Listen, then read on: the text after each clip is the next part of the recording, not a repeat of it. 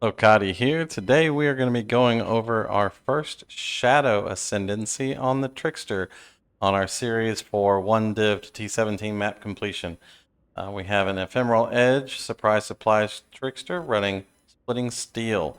We also have Smite, Wrath on Guardian's Blessing, and a Self-Cast Sniper's Mark so that we can maximize our damage here. But most of the time we're just going to be whirling blades around and splitting steel. We are running an Abomination map with more monster life, more monster damage. Monsters cannot be stunned. Awakener's Desolation, Blind, and less area of effect. So not too terrible, just a little bit of scuffy stuff on the bosses. And so we'll see how everything runs. Now the Trickster was a little bit more difficult to get to the 1 div budget and still be very successful and very tanky. So we aren't perfect in our defenses, but we are very solid. As with most of our builds here, this is a shield using build that focuses around a lot of recovery, a lot of block, and in addition to that, a lot of evasion on the Trickster. Now, as you can see, our clear is very solid. You don't really need to do much but spam out Splitting Steel. If something lives for longer than a second or so, then you can go ahead and drop a Smite down or drop a Sniper's Mark on the target to kill it more quickly.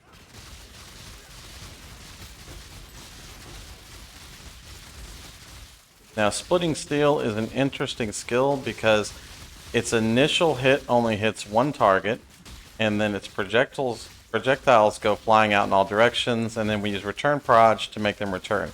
So you do more damage to very, very nearby targets than you do to targets that are very far away. So if you're trying to kill something that is tankier, you need to make sure that you're standing close to it. Sniper's Mark increases the number of projectiles that fire off of the target whenever you hit it. So it is very important to use Sniper's Mark on strong targets. We're running Pierce as a support skill on the Splitting Steel so that we can make sure that we're doing as much clear as possible. Pierce also helps to make sure that the return projectiles do not run into, don't run out of targets that they can hit on the way out because they pierce everything on the way back in.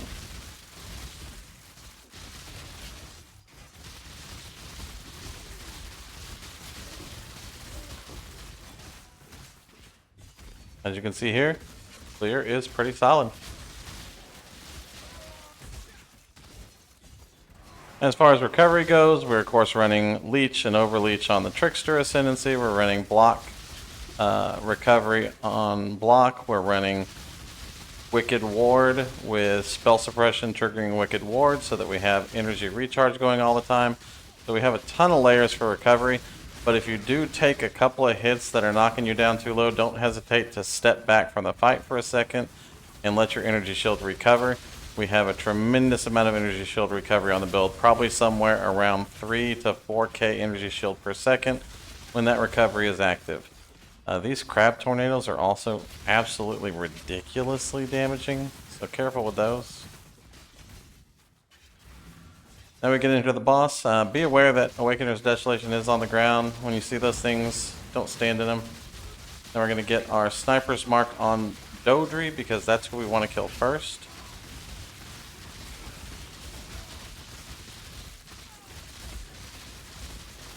Now you can look up in the top left part of your screen whenever your little minion is alive, which our minion is not alive, so we lost him in our hideout. Specters are not always fun to deal with. That's okay. We really don't need the Wrath Aura for this fight. As you can see, Dodri is dying very, very quickly, and we are surviving all of the abilities so far. Now, this fight does become harder as you go further along, so be careful. Whenever you kill Dodri, it'll spawn 3 monoliths around the arena that you need to kill. The red monolith causes you to take 50% more damage, so that one needs to die first. And it always spawns right over here. So get over to it quickly and burn it down. You are attacking 50% slower, and you're hitting for 50% less damage right now. So you are going to do much less damage while these monoliths are alive. And you cannot Sniper's Mark the monolith, so make sure you put the Sniper's Mark on a target. And so Chevron came over here, so we threw it on her just so that we get the extra split.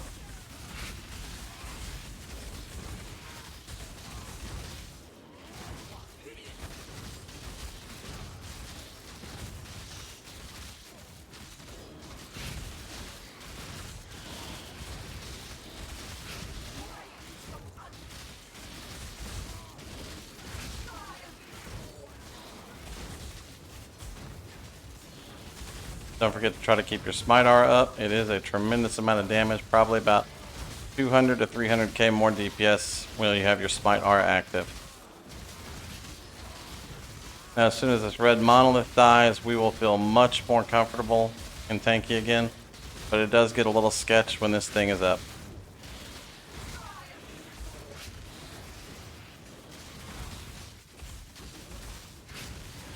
Don't forget to use your whirling blades to get around and dodge things if you need to. Now that one is dead. We'll go ahead and move over here to the green monolith.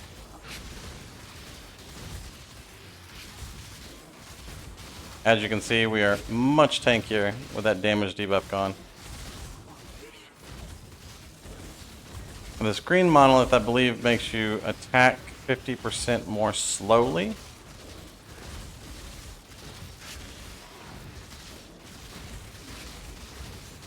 Or maybe it's 25. Oh, green is 25% less damage. Purple is 25% slower.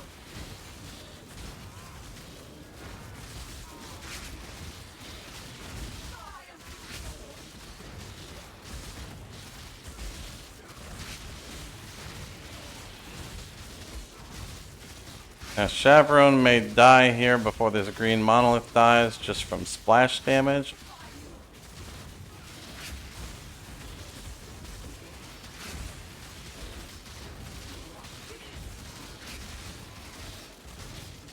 We're good, and then come over here and try to kill the purple monolith,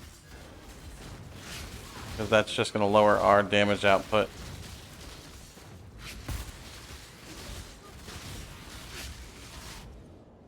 Nope, and we caught too much in the face there.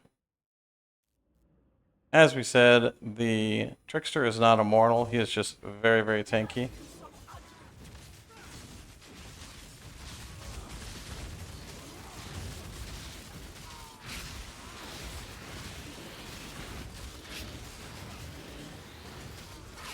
Now, Dodri, now with Chevron dead, she does this chain of projectiles out.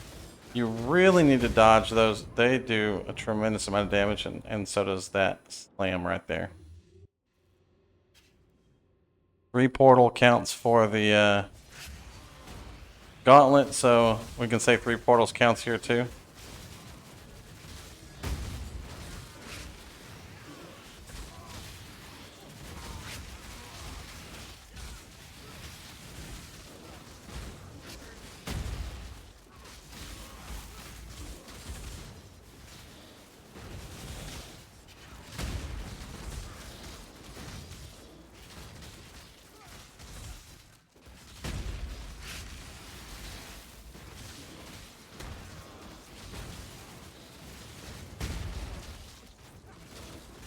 And just use your whirling blades to dodge around. If you sit in one place for too long while you have 2 of these ghosted guys up, you might take too much damage for your recovery to handle.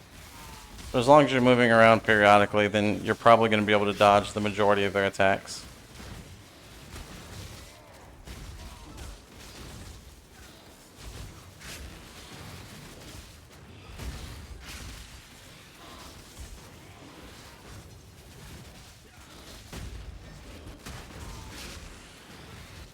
Once this purple monolith goes down, you'll be back up to full strength on your damage. Although Malagaro may die to incidental damage before then, we'll just have to wait and see.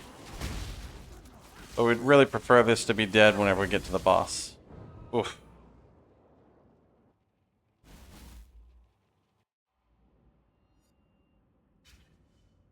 That's our 3 portals.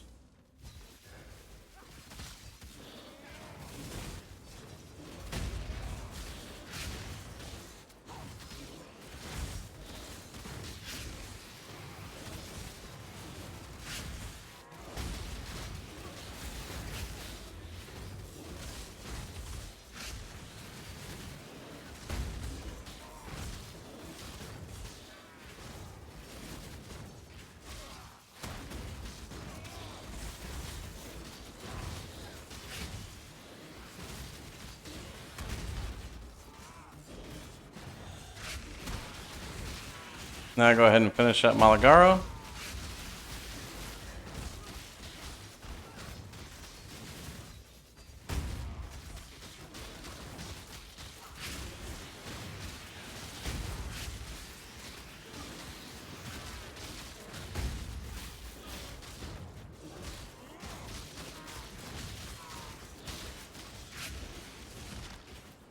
And with Malagaro dead, we can kill the Nightmare.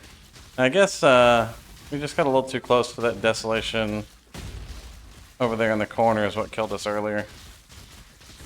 So, get your Sniper's Mark up on him. Keep your Smite active. And then don't stand in the puddles. He drops two puddles on the ground, a purple one and a red one. The purple one, again, is a damage debuff, but the red one is a damage taken debuff. And it stacks up to 10 for 50% more damage taken again. And so it's very nasty. But other than that, this guy is fairly straightforward. There's not much for you to watch out for. And he is just a big squishy monster that we're going to kill fairly easily. Assuming we don't go sit inside a Desolation patch again. Blame the pilot, not the build.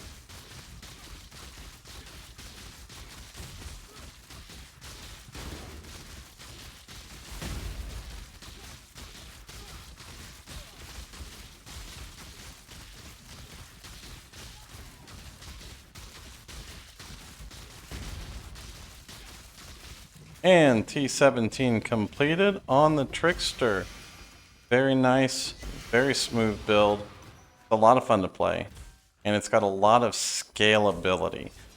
This is one of the builds that probably has the most upward scalability of all the builds, because all of your upgrades are just going to be straight up improvements on your existing gear, rather than having to change over to suboptimal gear because you're moving away from the budget gear.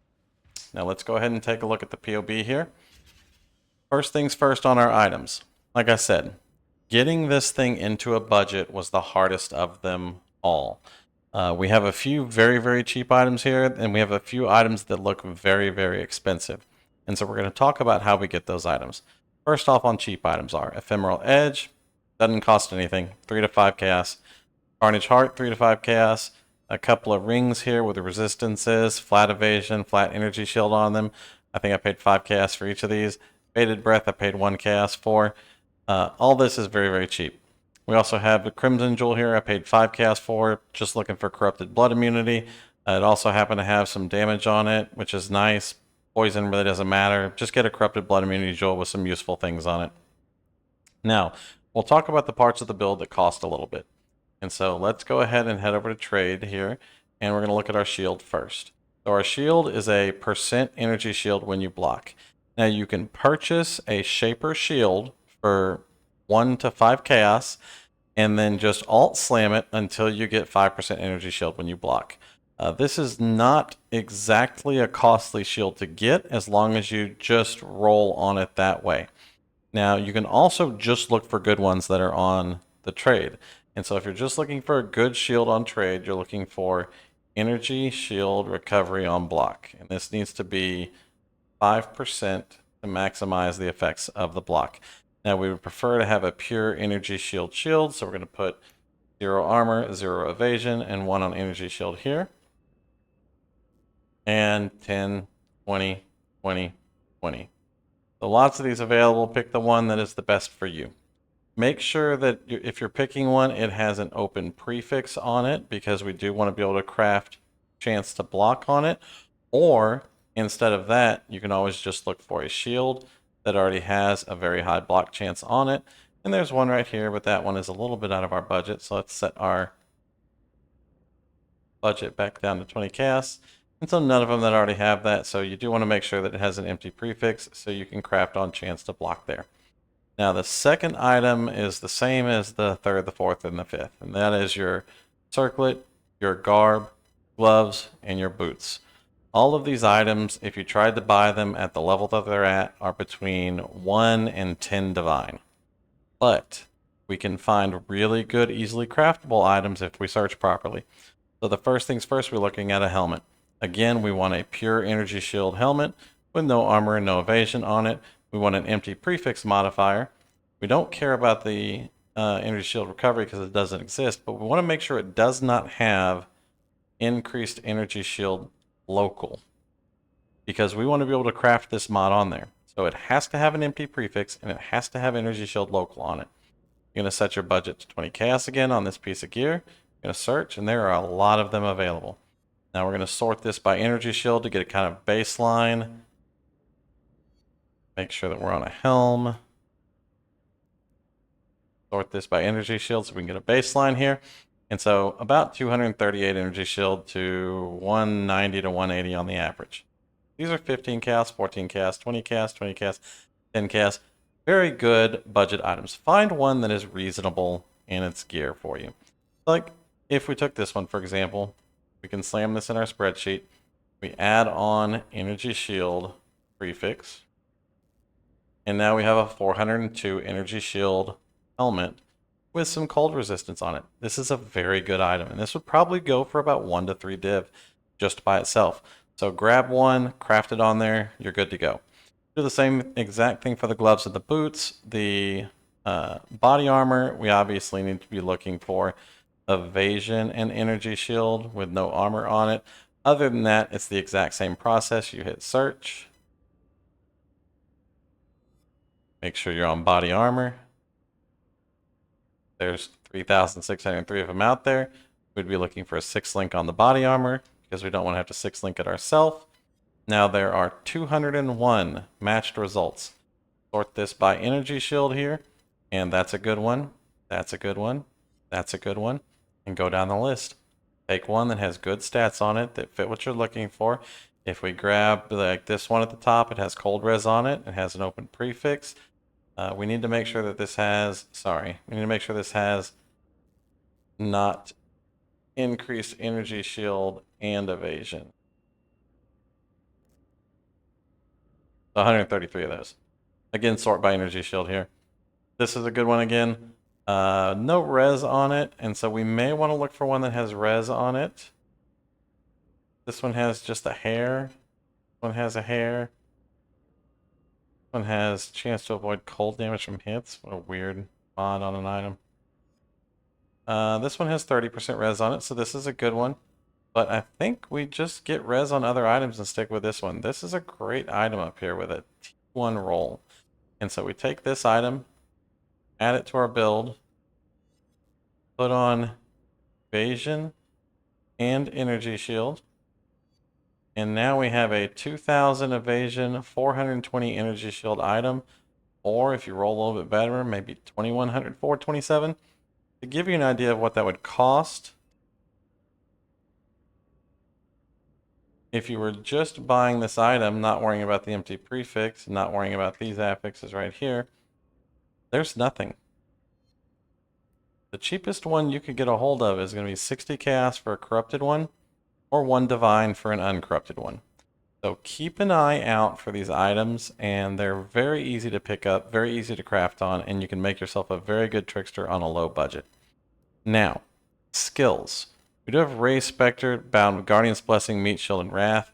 Now, unfortunately, my stupid Spectre fell off somewhere in here because she is annoying. So we didn't have her on the map.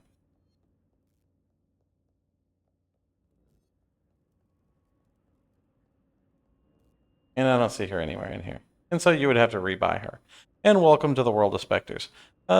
Imperfect Dark Marionettes are like 5 to 8 chaos apiece. If you use a Dark Marionette, she can't die. She can only fall off if you lose the stats maybe when you're moving gear around. And her corpse will fall on the ground, and then you can raise her back up. But that may have happened while I was in another zone or doing something else, and so I don't know what happened to her. But normally you would run Ray Spectre, Guardian's Blessing, Meat Shield, and Wrath, and you would just use Wrath as a cooldown button, and your Dark Marionette will resurrect itself after it dies. Next up here, we have Whirling Blades with faster attacks, and Sniper's Mark Self-Cast. You can move this over to Mark on hit, but it loses 20% effectiveness if you do that. Now, if you do that, you need to do something to get 20% curse effectiveness back, because curse effectiveness of 1 gives you 2 extra proj on your Splitting Steel. So we are at 8 instead of 7. That's a very important node to hit. And so if you want to use Mark on hit, just get some Mark effect tattoos. I believe you'll need 5 of them for 20% effect, and that'll get you back up to where you need to be. Splitting Steel, we're running Volatility, Pierce, Return Proj, Energy Leech, and Lightning Pin. These are just the best damaging ones here. Return Proj allows Splitting Steel to be a very strong single target. And then Pierce makes sure that splitting steel projectiles don't stop on a target and never return because it didn't have enough Pierce available. So you really want a minimum of about 4 Pierce. Now, if you want to, you can pick that up on the tree. You can pick up 2 Pierce here and 1 Pierce here, and then run like Pierce on your gloves. Something like that works as well. And then you can use a little bit more damaging support skill on splitting steel here. And that's for a future higher budget version of the build, but for right now, just running Pierce on it works just fine. We are running cast when damage taken on Steel Skin with efficacy and more duration for a longer duration Steel Skin when it's active, Smite with more duration and efficacy for a longer duration aura from Smite when it's active, and Discipline and Tempest Shield and Determination as our auras. On our tree, this is a fairly straightforward Trickster tree. We're going to rush up to Wicked Ward, we're going to rush over to Chaos Inoculation, and then we're picking up Spell Suppression here, Spell Suppression here, and Spell Suppression here, so that we can be Spell Suppression capped without any Spell Suppression on our gear. This is very important on a budget build because Spell Suppression body armors are very expensive, but once you get better gear or more currency, you can drop this node up here or this node down here in order to get your Spell Suppression capped and move those points to somewhere more useful. We have Ghost Dance for the energy shield recovery here. And down here, we have all of our block nodes for our defenses down here, as well as Cloth and Chain, plus this Armor Evasion Mastery. I started playing with this today, and I really like it. It caps us on melee evade chance, and also gives us increased armor against projectile attacks.